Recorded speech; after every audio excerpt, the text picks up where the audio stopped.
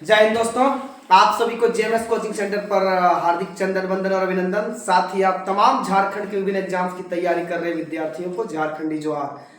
आज आप ये जो थंबनेल पर देख रहे हैं ना, झारखंड चौकीदार भर्ती से संबंधित मैं गिरिडीह चौकीदार भर्ती के संबंध में बताने जा रहा हूँ। ये जो थंबनेल में आप देख रहे हैं ना, ये बात सही है, ठीक है। बहुत लोग बहुत कुछ हवा बना रहा है कि कब आएगा रिजल्ट, कब होगा सिलेक्शन, कब होगा मेरिट लिस्ट जारी होगा, तो कब क्या होगा, ठीक है। आज मैं आपको ये नोटिस देना चाहता हूं कि मैंने ही कहा था कि 20 तारीख तक आपका मेरिट लिस्ट जारी हो जाएगा या तो फिर रिजल्ट आ जाएगा। लेकिन आज 20 तारीख हुआ और 20 तारीख को मैं एक ओरिजिनल नोटिस लेकर आया हूं कि आपका जो एग्जाम का जो मेरिट है, रिजल्ट है, उसमें अब कुछ डिले हो जाए। डिले क्यों होगा? देखो, हाई कोर्ट में केस होने के कारण रिजल्ट में होगा देरी। 20 जनवरी को है सुनवाई। देखो, मतलब यह ऑफिशियल है कि गिरिडीह जिला में केस किया गया है हाई कोर्ट में। अब केस कौन किया है? जो पुराने चौकीदार थे ना, उन लोगों का केस चल रहा है।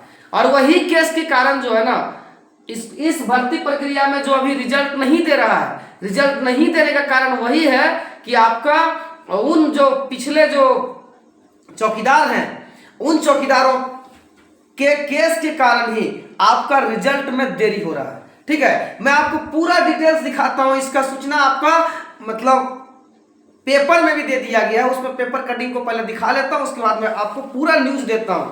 अगर यह वीडियो आपको अच्छा लगे तो आप इसे अधिक से अधिक शेयर करें, सब्सक्राइब करें और हमें अधिक से अधिक थोड़ा सा सपोर्ट करने का प्रयास करें। और आपके ही सपोर्ट से आज हम लोग थोड़ा सा चैनल को इंकरेज कर पाए हैं। तो आपको मैं अब देर ना करते हुए ले चलता हूं कहां, जो पेपर कटिंग है उस कटिंग को मैं दिखाता हूं।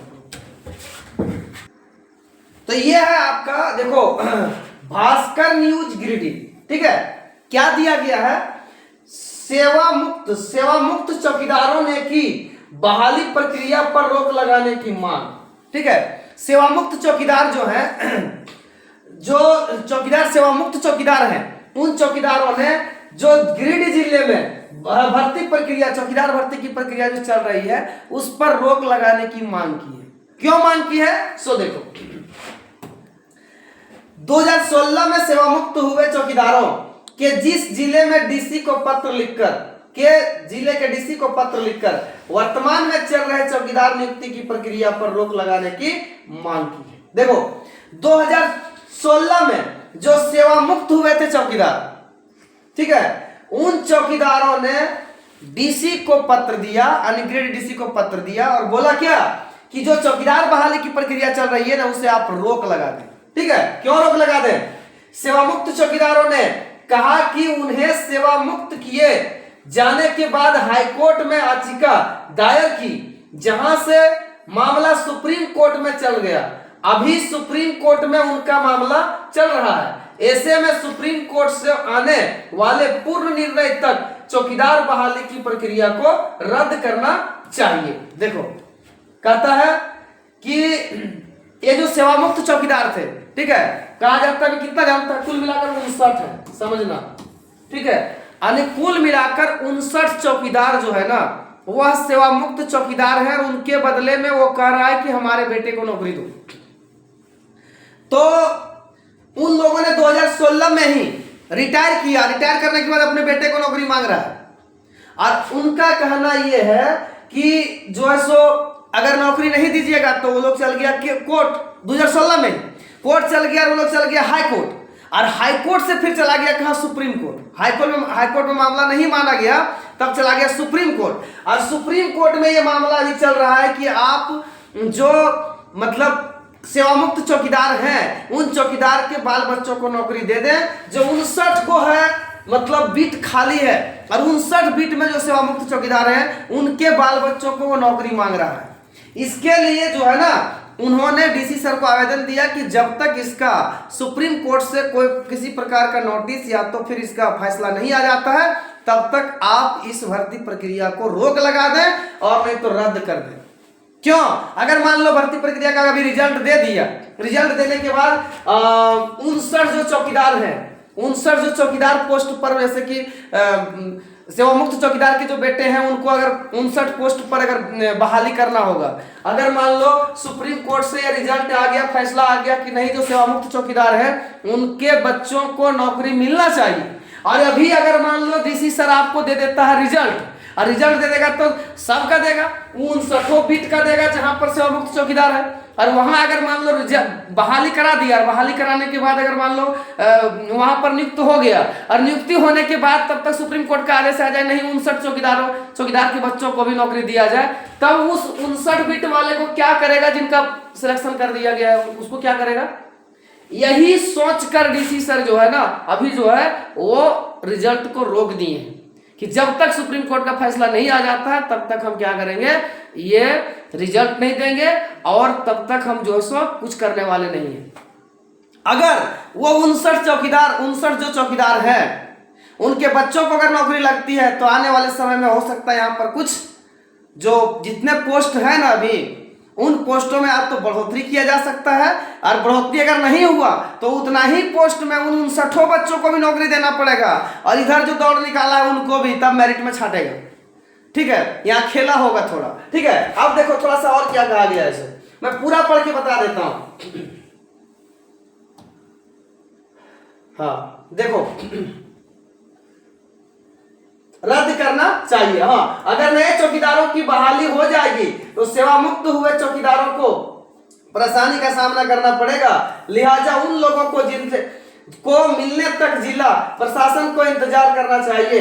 पत्र लिखने वालों में से सेवा मुक्त चौकीदार इंद्रजीत रजक, अलाउद्दीन अंसारी, सीताराम ठाकुर, रेशो कुमार, भुवनेश्वर तुरी, विकास कुमार रवानी, विनोद यादव, मुकेश कुमार, राजेश पासवान, राजेश राम, मनोज हजाम, ये सब आपके कौन है? सेवा मुक्त चौकीदार है। इन लोगों का कहना है कि जब तक जो है सुप्रीम कोर्ट का आदेश नहीं आ जाता है कि सेवा मुक्त चौकीदारों को नौकरी दिया जाए कि नहीं दिया जाए, तब तक आप भर्ती प्रक्रिया पर रोक लगा दें, अन्यथा रद्द कर दें। अगर ऐसा नहीं करते हैं और अगर आप अभी बहाली कर दिए तो 389 पोस्ट पर आप बहाली करेंगे तो वो तो पोस्ट आपका भरिए जाएगा।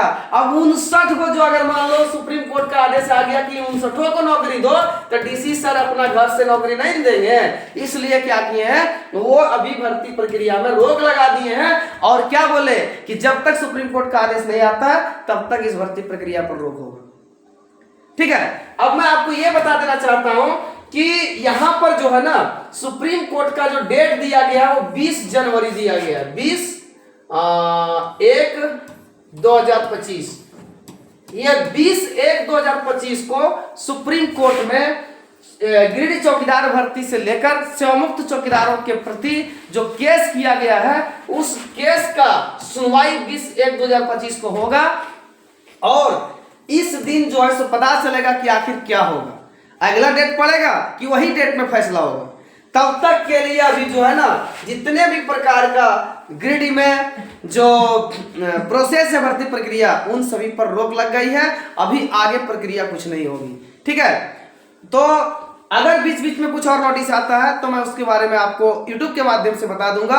अगर यह वीडियो आपको अच्छा लगे तो आप इसे जरूर लाइक शेयर और सब्सक्राइब करें, और अभी आप जितने भी भर्ती प्रक्रिया में पास हुए हैं सभी विद्यार्थी धैर्य बना रखें, भर्ती प्रक्रिया होगा, होपलेस न होए। डीसी सर ये भी बोले हैं कि भर्ती प्रक्रिया आगे होगी, लेकिन आप होपलेस ना होए।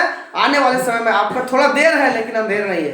तो वो सरकारी चीज में होता भी है, देर होता है लेकिन अंधेर नहीं होता, लेकिन थोड़ा सा आपको धैर्य रखना पड़ेगा। ठीक है, आपका आधा काम हो गया है, लगभग काम हो गया है, मतलब 2-3 स्टेप आप पर चढ़ चुके हो, एक ही स्टेप बाकी है, वो स्टेप आपका भी पूरा बहुत जल्द होगा। ठीक है, इसलिए आप धैर्य बना कर रखें और थोड़ा सा वेट कर लें। ये 20 तारीख को 20/1/2025 को क्या होगा, इस सुनवाई के बाद जो है ना आपका मतलब प्रोसेस जो है सो लगभग पूरा होने का चांस है। डीसी सर एक चीज और बोले, देखो आज बहुत सारा लड़का भी डीसी सर से मिलने के लिए गया था तो वहां पर भी यही मैटर कहा गया। ठीक है, और एक चीज और बोले हैं कि जो विकलांग है, विकलांग में से 40 बच्चे पास किए। ठीक है, थोड़ा सा और मैं बता देता हूं आपको, विकलांग में से 40 बच्चे पास किए हैं। 40 बच्चे अगर पास किए 40 या 39 को, तो उनको उनका मेरिट कैसे बनाया जाए, वो डीसी सर भी कंफ्यूज है कि इसका मेरिट कैसे बनेगा।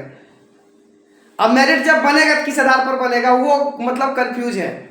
तो उनका कहना यह है कि मान लो कोई व्यक्ति अगर पैर से विकलांग है, कोई व्यक्ति अगर कान से विकलांग है, कोई व्यक्ति हाथ से विकलांग है, कोई व्यक्ति आंख से विकलांग है और उन्होंने एग्जाम निकाल लिया, कोई ज्यादा विकलांग है, चल बुल नहीं सकता, ज्यादा नंबर ला लिया है, कोई कम विकलांग है और कम नंबर लाया है, ठीक है, तो इस प्रकार से उसका सिलेक्शन कैसे किया जाए।